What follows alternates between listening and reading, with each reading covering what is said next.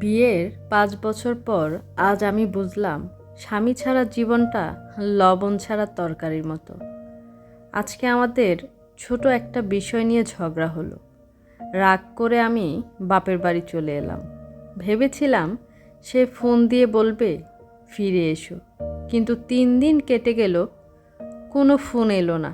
মনে পড়ে গেল যখন আমার জ্বর ছিল, সারা রাত জেগে সে মাথায় পানি দিয়েছিল। যখন আমি চাকরি ছেড়ে দিলাম, একটা কথাও বলেনি, শুধু বলেছিল তুমি সুখে থাকো, এটাই আমি চাই। আজ আমি সেই মানুষটার উপর অভিমান করে বসে আছি। কিন্তু কেন? ছোট ছোট ভুল তো সবারই হয়। মা বলল সংসার মানেই তো দুজন দুজনকে বুঝে নেয়া। স্বামী স্ত্রীর সম্পর্কটা রক্তের না, কিন্তু রক্তের চেয়েও গভীর। তখনই বুঝলাম বাইরের দুনিয়ায় সবাই স্বার্থের জন্য কাছে আসে, কিন্তু স্বামী, সে তোমার খারাপ সময়েও পাশে থাকবে, তোমাকে না বুঝলেও ছেড়ে যায় না। স্বামীর চেয়ে আপন কেউ হয় না। আজ আমি ফিরে এলাম, সে কিছু বলল না, শুধু দরজাটা খুলে দাঁড়িয়ে রইল। আমি কেঁদে ফেললাম।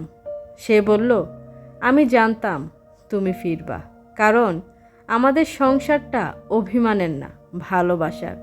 হ্যাঁ, সংসারে ঝগড়া হবে, মান অভিমান হবে, কিন্তু দিন শেষে স্বামীর হাতটাই সবচেয়ে আপন। তাই আপু, যদি তোমার জীবনেও এমন অভিমান হয়, একটু ভেবে দেখো, স্বামীর চেয়ে আপন কেউ হয় না।